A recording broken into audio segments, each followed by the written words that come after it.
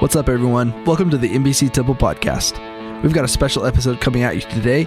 You're probably listening to this episode after attending or hearing about our special Promotion Sunday service on August 11th of 2024, where we had a panel discussion involving the different Sunday school classes and the ministries attached to them. And so as a follow-up to that panel discussion, the purpose of this podcast and the podcast series of episodes that we're recording is to give you a deeper dive into each individual ministry and the leaders of those ministries. We'll be asking each one about who they are, why they do what they do, and how you can be a part of their ministries. It's an exciting time to be a part of the story of Memorial Baptist, and we hope that you feel the same way as well. So without further ado, here's my conversation with Skylar Martin.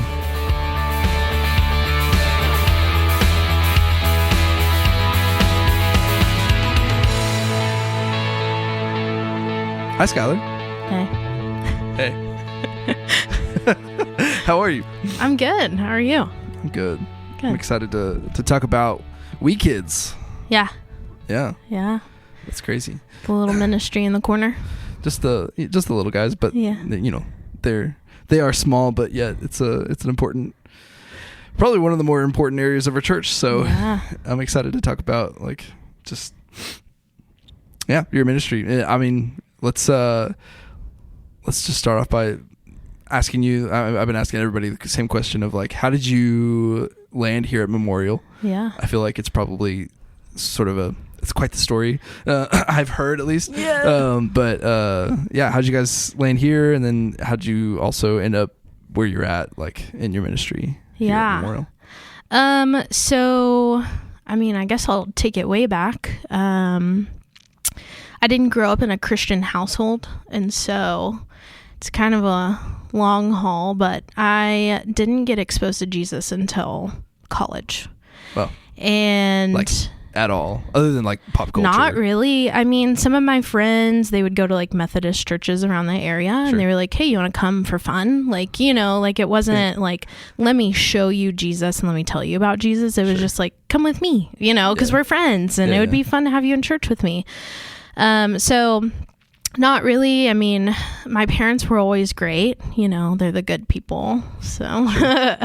But I was never told about God or Jesus or any of that. And so going into college, they were pretty strict. And so I kind of went a little wild in college. I feel like everybody kind of says that college is the time to try things. Explore. Yeah. Because you don't have parents over your shoulder and everything. And so went a little crazy and just was in sin terribly and basically living with a boyfriend. And when he broke it off and said, I need to get right with Jesus because I know who Jesus is and I know that this is wrong and I'm very convicted, I was like, what? Who is Jesus? That's what are you talking about? Yeah. And so I was heartbroken, because it's a boyfriend. And then also I was like, who's Jesus? Why is that important enough to leave, you know? And so I actually went to the church that he was at, and I just remember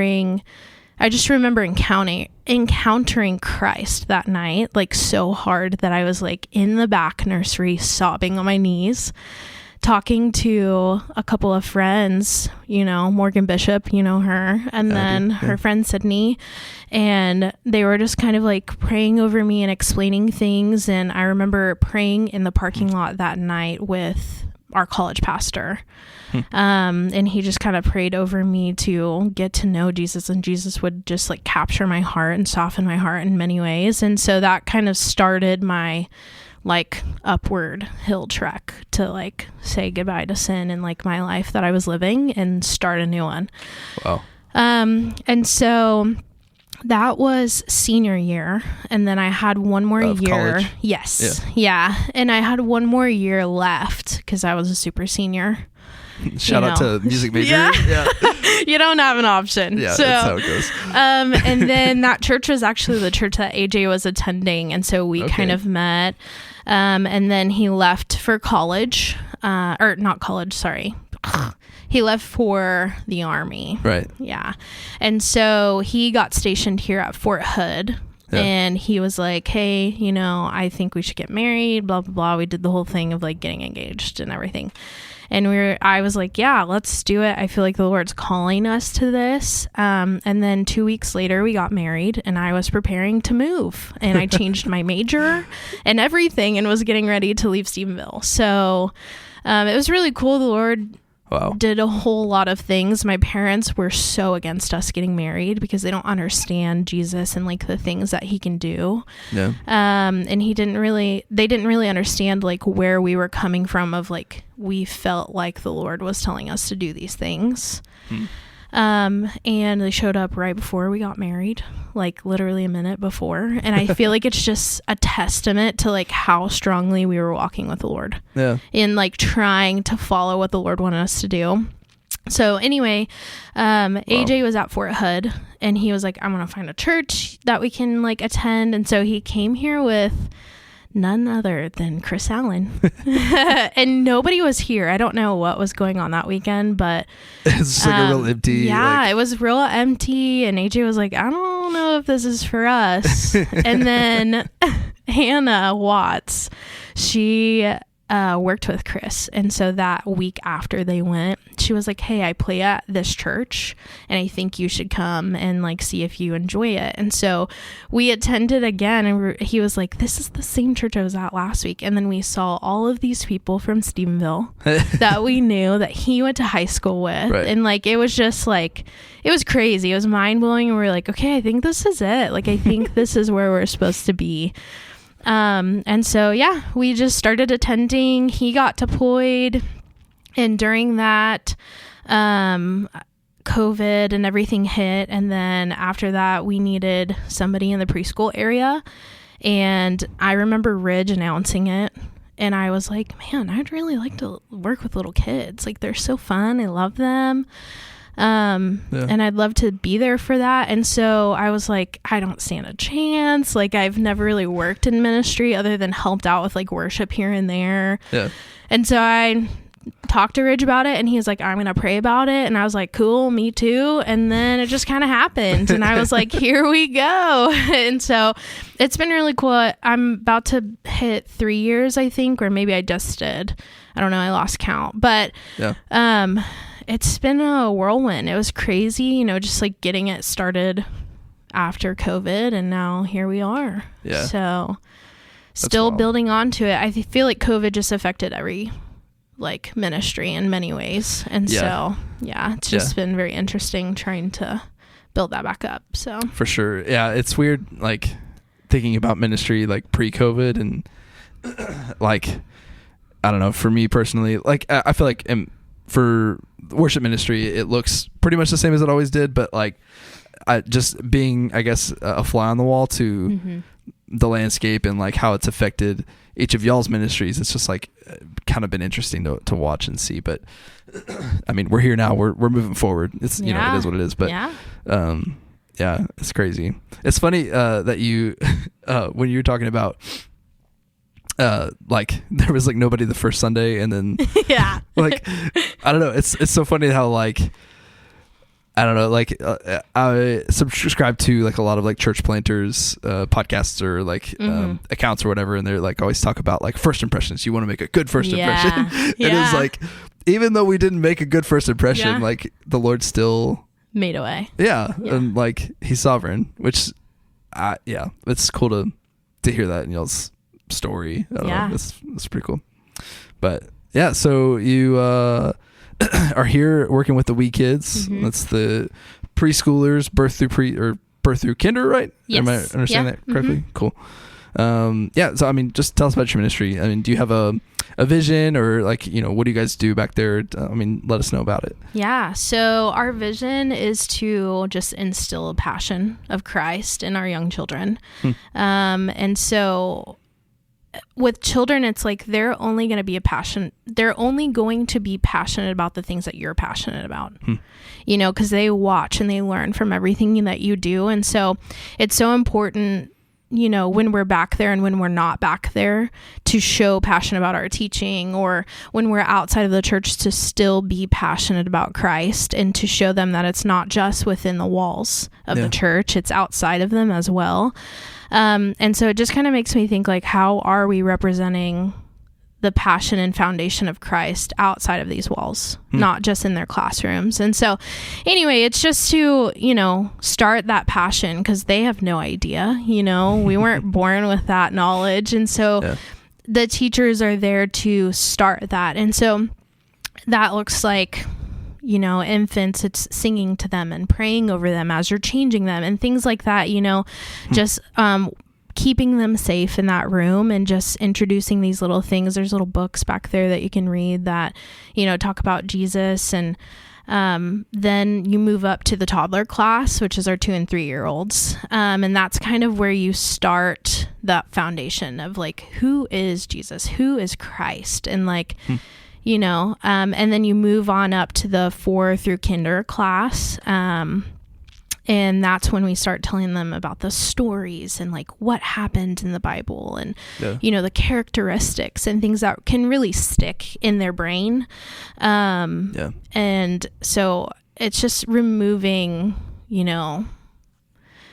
I don't know, like getting down to the nitty gritty and like starting that foundation of what they should have. And then when they move up, they have that to build off of. And so I think it's just so important in this time and age to start that so that they can, build onto it, and parents can take them home and build onto that. And then just kind of goes from there. I think too, just like providing quality care for these kids too. Sometimes they're coming on Wednesday nights right after school, and maybe it was a rough day, and here we are, the next teachers that they're coming to, and so we just want to care and love on them and show them that love that they deserve.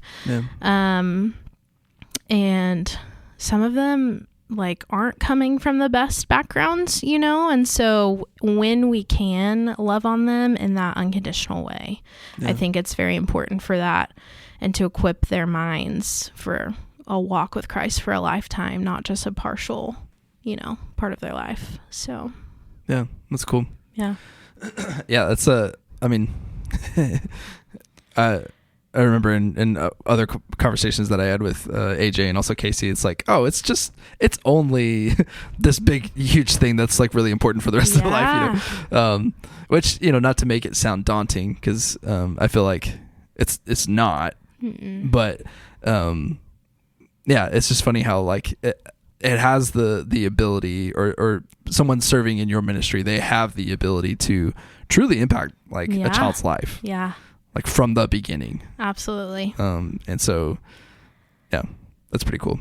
Yeah. And like even the daunting part, like sometimes you think of that full picture and you're like, oh my goodness, like I don't feel like I'm a teacher. Like I don't feel like I can teach them. But the thing about kids is they're so forgiving. Like they're like, oh, you messed up. Okay, cool. I mess up too. And like, like you can totally own up to the mistakes in them, and they're like, that's fine. And like they have a great time about it, so they like I care. I have people that are in there all the time, and they're like, I'm not a teacher. Like I don't know how to do this. I'm like, you'll be fine. I promise. Because the kids are going to support you regardless, as long as you're passionate about what you're doing. And if you make a mistake, just laugh about it and continue on. Like it's not that, it's a big picture, but also it's like not that big of a deal as long as you're teaching truth. Right. So yeah, for sure.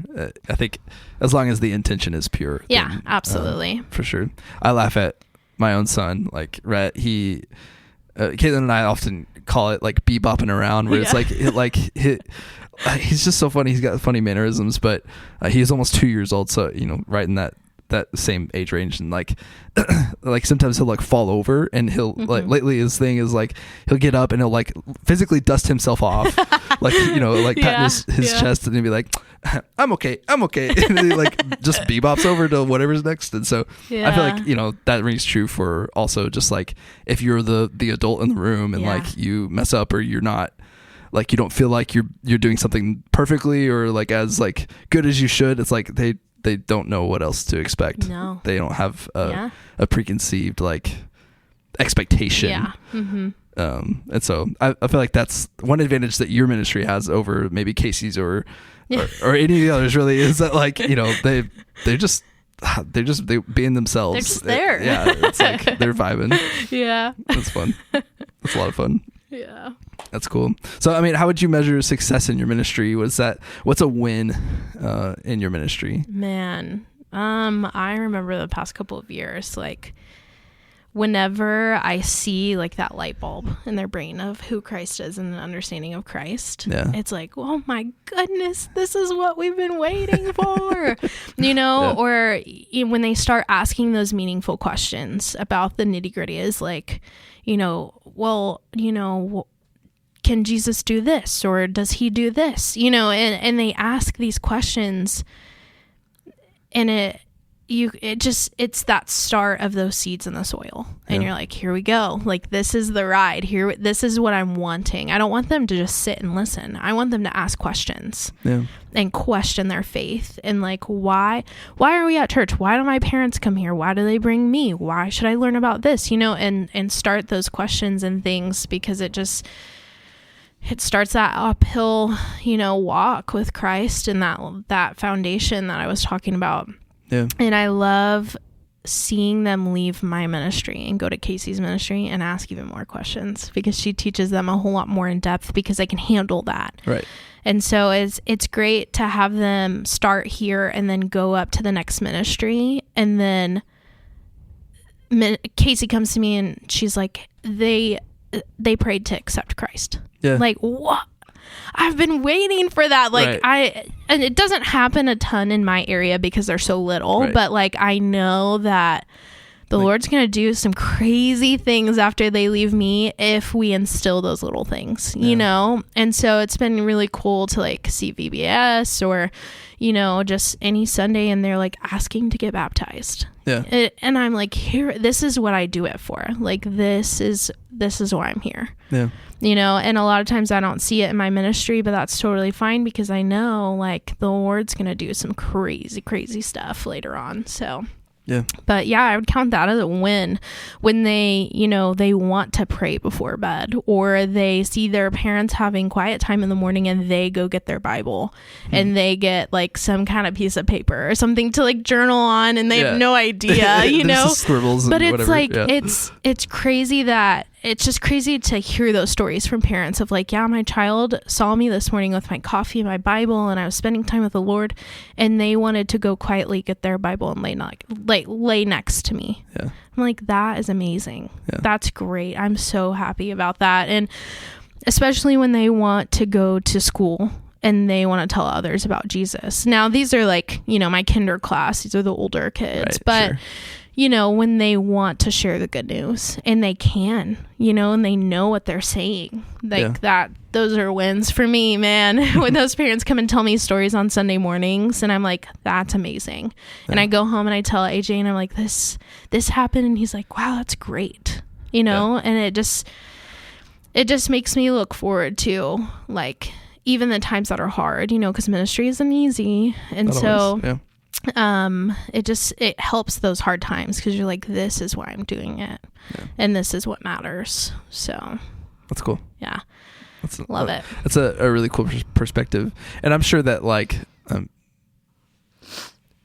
maybe some of the positions or I don't know, I feel like at times, anytime you serve at church or within an organization, like you're dying to yourself at some point. Yeah. Right. And so there's going to be times where it is hard, just like you said. Mm-hmm.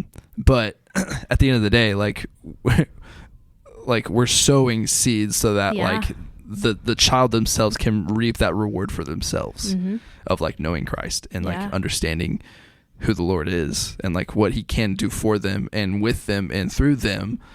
And so that's like a really unique, way to be involved in a child's life. Yeah. So that's pretty cool. Yeah. Wild.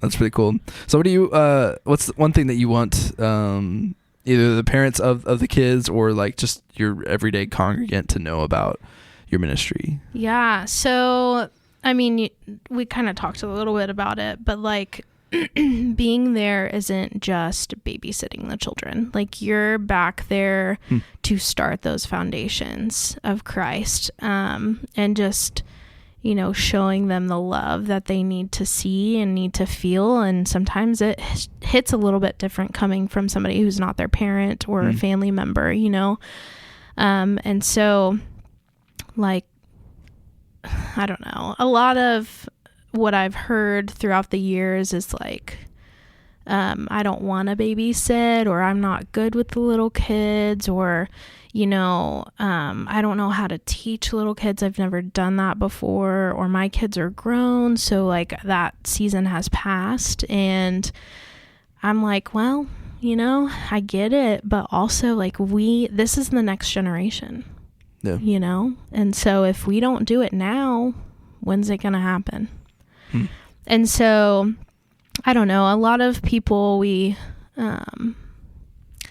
talk and there's a lot of like, they want to go into their own classes and things like that. And I get that, but we also need that in our area. Like in our area, they also need fed, just like you need fed. Yeah. And I'm like, and the more people volunteer, the less you have to be there, if that makes sense. Like, not that you don't want to, but like, then you're not required to serve every other Sunday or every Sunday, or, you know, like once a month. Like there can be a little bit more of leeway, you know? Yeah. And so I don't know. It's kind of like this, I don't know, domino effect of like, if I have more, then you can also have more freedom type thing. And, yeah. Yeah. Well, and I understand that, like that almost like, that, what would you call that? That mindset maybe, or, the thought of being, well, like, if I like felt that way, like where it was like, I didn't feel like I had, the time or the expertise or like this or that or the other. And like, almost, it seems like you're having to what am I trying to say? You're trying to like retrain our brains in a way to like thinking about like this in a different way. Yeah. Like we don't have to view it as, I've already done that. Or just like as it's like maybe not as significant as like the kid ministry or the youth ministry or the college ministry or anything else really. Yeah. It's like, no, that has like equal importance to us. So much so that we like hire you to do like, yeah. Well, and like the biggest developmental years are like what, 0 to 5? Yeah. I think is what statistics say. And so it's like, it's important to like lay that foundation early on, right? You know, I don't know. That's, so it's not childcare. It's so much more than that. Oh, 1,000%. Yeah. Yep. Yeah. Well, thank you for, your humility and how you've let us know about that. Yeah, absolutely. Yeah. That's tough. So what's something you're working on for this school year? Is there something special? I mean, I'm always working to get that area full of volunteers, and that looks so many different ways, like a teacher in the classroom or a helper in the classroom. That looks like providing snacks for, you know, Sundays and Wednesdays, and maybe that looks like laying out the curriculum or laying out the supplies for the curriculum for that Sunday, or, you know, helping with crafts because that's what you're good at. Some people just want to teach. They don't, you know, they don't feel like they have the, you know, patience or stamina to be that helper. Where other people are like, I want to be the helper because I don't know how to teach these kids. And I'm like, that's totally fine. And I think that kind of represents like the body of Christ of how we're all different. Yeah. And then there's some people who are just good at like doing the games and doing rec or things like that. And we do stuff like that on Sundays. We do stuff like that on Wednesdays. And so my goal is just kind of having it run smoothly and have all of those things taken care of. So I'm not having to shut down last minute or, you know, pull somebody last minute or things like that. And so that we can do more fun things with the kids because we have more hands on deck. Yeah.